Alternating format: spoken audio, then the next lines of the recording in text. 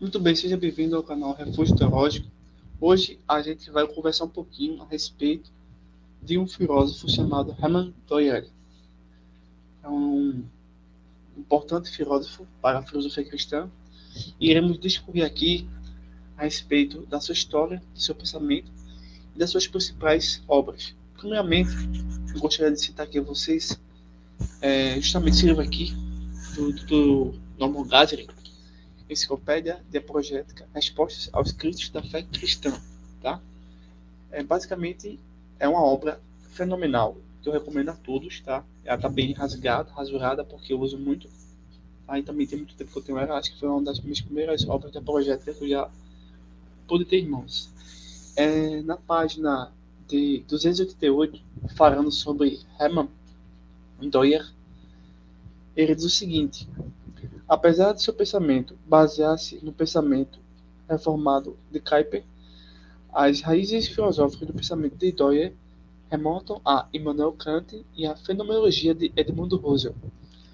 Um pouco mais adiante, diz assim: ele começa com uma crítica do fundamento do pensamento ocidental, concluindo que sua base na razão é infundada, infrutífera, cega aos seus próprios compromissos religiosos, principalmente na pretensa autonomia pela qual a filosofia se desligou da revelação divina. Na obra que você vê aí ao lado, Filosofia Cristã e o Sentido da História, e outras obras também que ele escreveu, você vai perceber que ele tenta mostrar que a filosofia ela está e deve, na verdade, ser unificada com a teologia, para assim ter um pensamento realmente sólido, fiel e coerente, diferentemente das filosofias que são desconectadas ou desprendidas, ou que não tem nada a ver com a teologia reformada. Então, ele tem uma contribuição importante para a formação do pensamento reformado, e aí nós vamos conhecer um pouquinho dele hoje, tá bom? Desde já, gostando do vídeo, compartilha, se inscreva, deixe seu like, tá?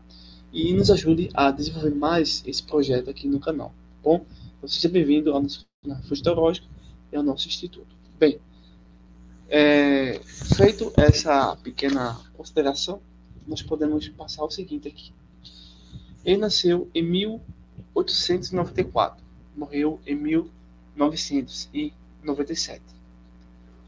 Eu não vou falar de toda a sua contribuição, porque é vasto, aí o vídeo ficaria muito cansativo.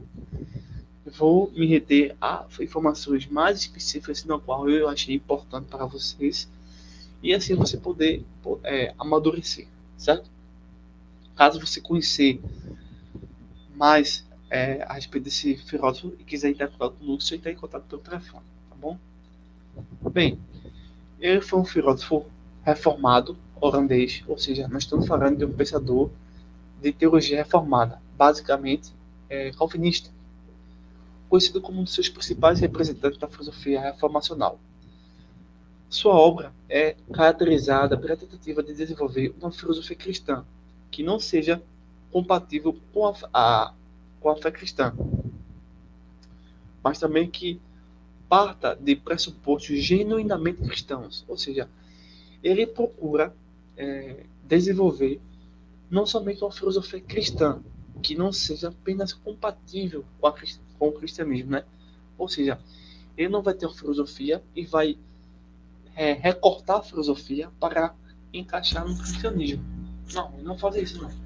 O que ele vai tentar mostrar é que ele vai desenvolver uma filosofia que, na verdade, seja explicitamente, né, cristã, genuinamente cristã, com os pressupostos genuinamente cristãos.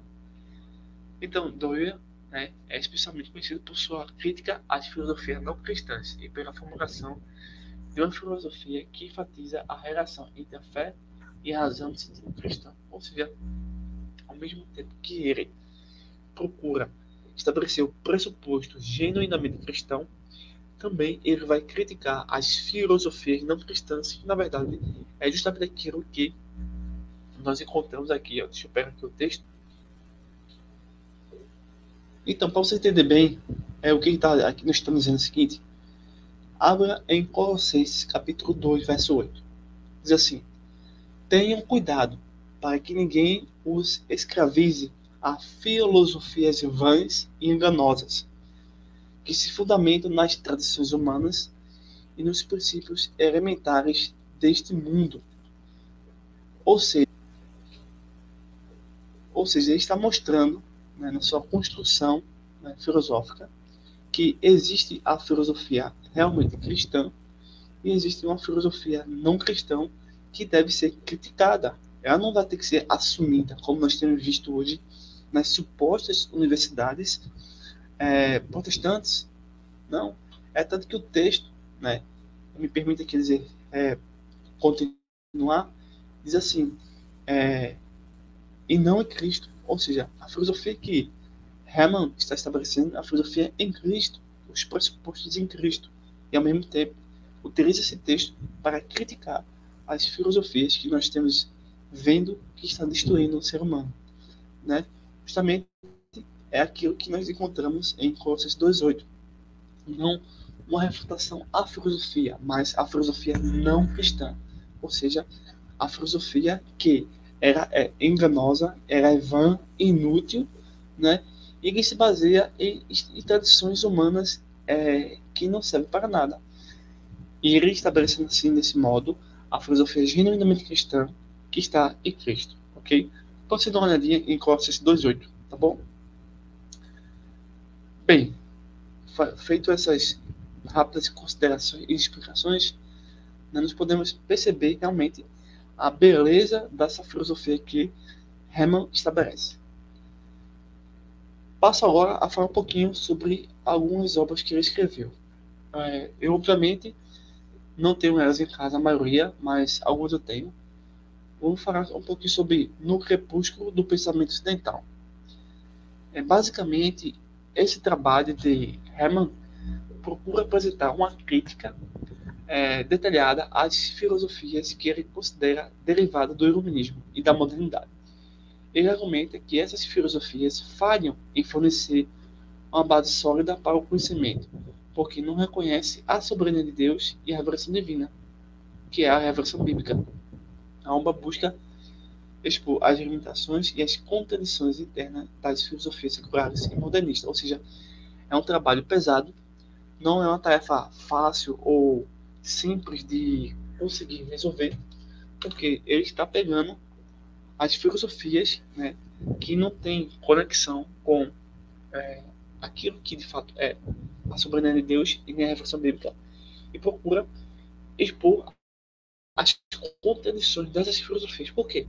No mundo que nós estamos vivendo, nos sistemas educacionais, essas filosofias são vistas como o prêmio Nobel da conquista humana, quando na verdade essas filosofias que não entendem a soberania de Deus, né, não entendem a revelação bíblica, escriturística, elas na verdade são inúteis ao pensamento humano, à ética, à moral, à própria constituição do Estado Democrático de Direito também. Bem, já no livro Raízes da Cultura Ocidental, o surgimento do humanismo. Hermann, nesse ponto, ele vai analisar o desenvolvimento do humanismo na cultura ocidental e como ele se afastou das raízes cristãs. Ele examina as influências que moldam o pensamento moderno e argumenta que o humanismo, ao rejeitar a soberania de Deus, leva a uma visão fragmentada e incoerente do mundo. Ou seja, sempre, mesmo que ele traga materiais inovadores, novos, construa uma argumentação muito interessante, mas o núcleo, o centro de toda a questão é mostrar que uma filosofia, na verdade, era procura o logos, né? Assim como os gregos antigos procuravam o logos. Obviamente, o logos naquela época ele tinha um outro conceito diferente do que é apresentado em João, né? Mas o logos era o centro de toda a filosofia, né? Do mesmo modo, essa questão que Hermann fala, que a filosofia, na verdade, ela deveria ressaltar, buscar e procurar entender essa soberania no aspecto metafísico, no aspecto físico, social, cultural, artístico, teológico, filosófico, matemático, enfim. Então, sem essas qualidades, a filosofia não é importante. A filosofia só é importante quando ela reconhece o logos, que é que está no Evangelho de João, capítulo 1, né? O verbo de Deus, tá? Bem, então sempre ele vai trazendo essas informações e perceber que, de fato, é realmente isso. O problema do tempo na filosofia do pensamento. Nessa obra, Hermann explora a questão do tempo e da eternidade, argumentando que o tempo é uma realidade criada que deve ser entendida à luz da revelação divina.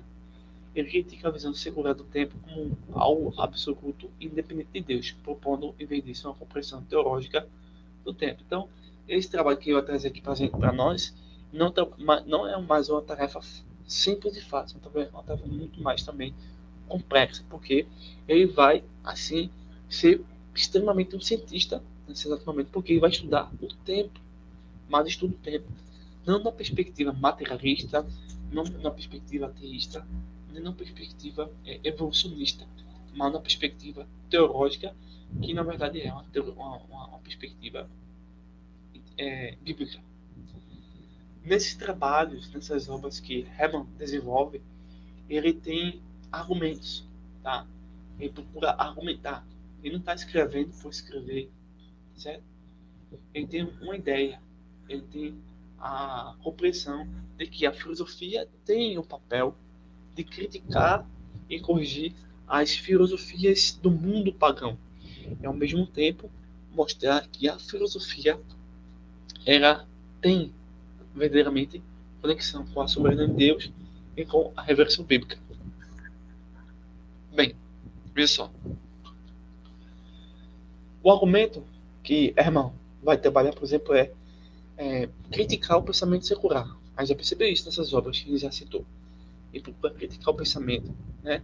Então, percebemos que esse filósofo foi reconhecido por sua crítica ao que ele via como a autonomia do pensamento secular. Ele argumentava que a razão humana não pode ser verdadeiramente autônoma, porque está sempre fundamentada em pressuposições religiosas, mesmo que essas sejam implícitas.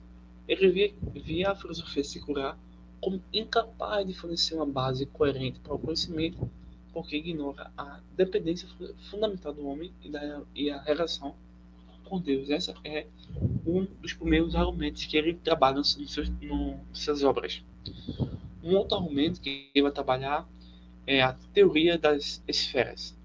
Ele procura desenvolver uma ideia das esferas soberanas, que são diferentes da área da vida, como a família, a igreja, o Estado e a ciência, cada uma das quais tem sua própria autonomia sob a supervisão, sob a soberania divina.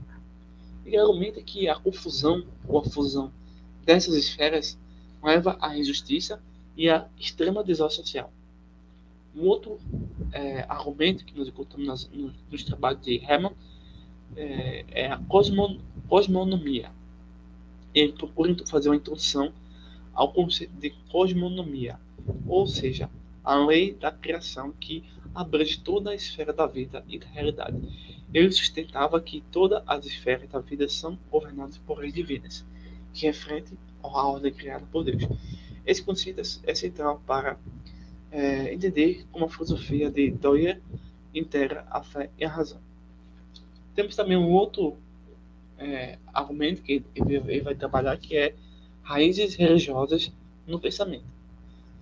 Doyer argumentava que todo pensamento humano tem raízes religiosas e que essas raízes determinam a direção e a interpretação do conhecimento. Para esse pensador, o cristianismo oferece a única e verdadeira base para um pensamento coerente, complexo, completo, perfeito, pois reconhece a dependência total do homem em relação a Deus. Então você vai ver que o trabalho de Hermann é profundo, é muito interessante, tá? Nós precisamos resgatar esse conhecimento que está agora basicamente sendo perdido, né? Porque as nossas instituições não querem mais desenvolver, não querem mais conhecer, né, os seus antecessores, vamos dizer assim, né? Não que a nossa visão seja advinda desses homens, mas porque eles se empenharam em nos ajudar a compreender melhor a teologia, a filosofia, a ciência, a sociedade, a cultura, para poder comunicar mais, de fato, as verdades extremas e precisas que estão no Antigo e no Novo Testamento.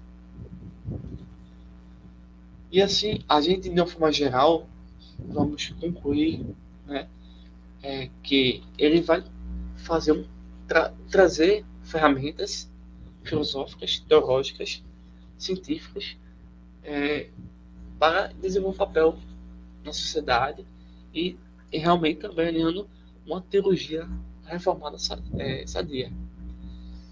Hammond percebe que a filosofia, na visão dele, é uma disciplina que deve ser reformada, né? Uma filosofia que deve ser cristã, a partir de princípios cristãos, né? Ele acreditava que a filosofia tinha o papel de criticar e corrigir as visões do mundo ateu, do mundo materialista, do mundo evolucionista, né? Do mundo relativista, e não somente criticar, refutar, mas também fazer uma defesa, ou seja, de fornecer uma compreensão mais profunda e coerente da cultura, da realidade, da antropologia, da ciência, da fé, né, do fenômeno religioso, baseada sempre na revelação divina. Para a sociedade, esse pensador faz o seguinte: ele vai defender que as esferas da vida devem ser respeitadas em sua autonomia sob a soberania de Deus. Ele acreditava que uma sociedade justa só pode ser construída sob a base do conhecimento da ordem divina em todas as áreas da vida. Na teologia reformada, né, de Hermann, ele é visto como alguém que expandiu a compreensão da relação entre a fé e a razão. Ele contribuiu para a teologia reformada a mostrar como a cosmovisão cristã pode ser e deve ser informada em todas as áreas do pensamento e da vida, oferecendo uma crítica robusta às filosofias vãs e inúteis e promovendo a verdadeira compreensão, a verdadeira visão do mundo que é totalmente integrada à fé cristã, que nada mais é do que a filosofia genuinamente cristã reformada, ok? Então, pessoal, terminamos aqui a nossa abordagem. Foi rápido, né, mas eu entendo que nesses minutos que passaram você percebeu a beleza, a importância desse filósofo para a teologia, para a antropologia, para o estudo bíblico, para o estudo científico da Bíblia, para a fé cristã, para a própria filosofia, e assim perceber e desenvolver também a chamada apologética. Se você quiser mais informações, quiser aceitar o nosso compromisso de estudar outras obras, estudar cursos conosco, tá? Só entrar em contato pelo telefone que está aí e depois a gente te passa as informações devidas e com certeza você vai realmente se interessar. Então, forte abraço e até o próximo vídeo.